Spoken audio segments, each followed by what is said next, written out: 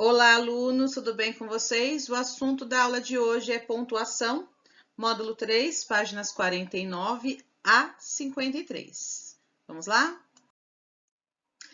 Bom, gente, antes da gente ir para as atividades do livro, as explicações que tem aí, eu já trouxe aqui um resumo e algumas descrições sobre as pontuações que vamos trabalhar na aula de hoje, que são os parênteses, aspas, dois pontos, ponto e vírgula e reticências. Tá? Então, são esses pontos, essas pontuações que vão ser trabalhadas na atividade de hoje. Então, olha só, os parênteses, para que eles servem? Para intercalar no texto uma indicação adicional, uma observação, um detalhe, né? Vocês vão ver mais adiante, quando estivermos trabalhando sintaxe, que serve também para separar um aposto, que seja um termo e que está explicando um termo que foi citado antes. Mas, enfim, tendo esse conceito de que ele serve para intercalar no texto uma indicação adicional, né, uma observação, uma informação a mais, um detalhe. A Fabiana, aquela sua amiga do colégio, estava na festa. Tá? Então, aqui foram usados os parênteses. Bom, as aspas, olha só alguns modos de uso das aspas. Assinalar gírias, neologismos, palavras estrangeiras, como no exemplo aqui, ó, você é um show, cara. Então, tenho que colocar aspas aí. Realçar palavras ou expressões. Não é nenhuma manequim, mas enfim, né? Então, aí destacou a palavra no sentido aí de um pejorativo, uma ironia até. Bom, indicar uma citação. Suas palavras foram: pode contar comigo.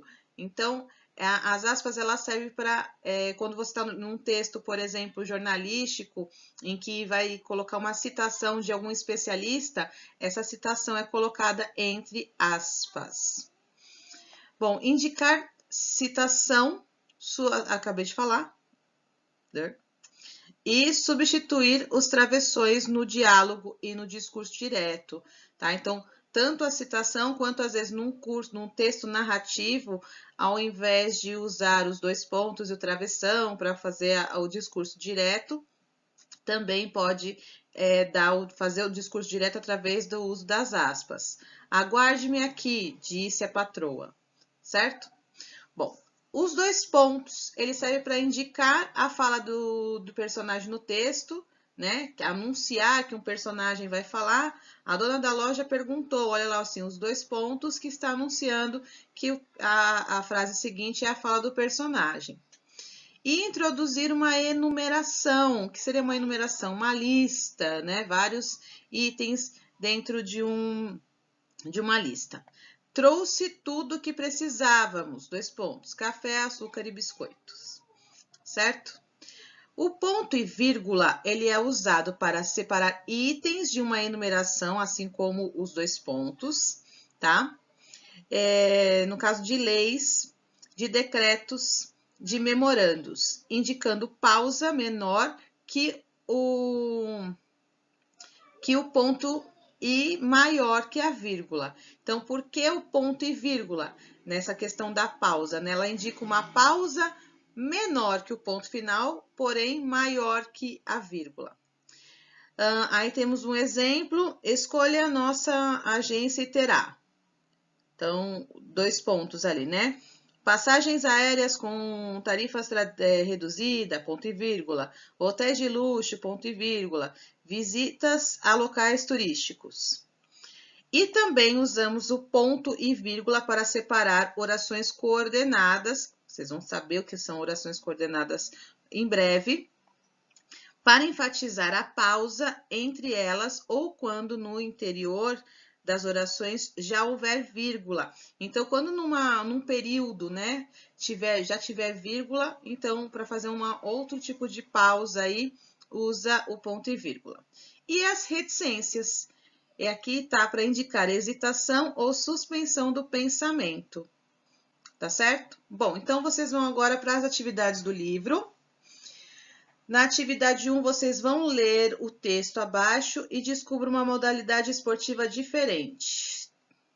Vocês vão ler o texto em 2 questõezinhas orais aqui. Bom, dando continuidade ao mesmo exercício, né, na letra C, quais sinais de pontuação foram empregadas nesse texto? Não precisa copiar todos os pontos, escrevam quais, no geral, apareceram aí, tá? Você já estudou o uso da vírgula, né? Nós já estudamos o uso da vírgula, inclusive esse ano a gente já reviu isso. Com que função ela foi empregada no trecho abaixo? Então, olha só, vocês vão escrever aqui. Letra E. Com que função os parênteses foram utilizados na primeira frase do texto?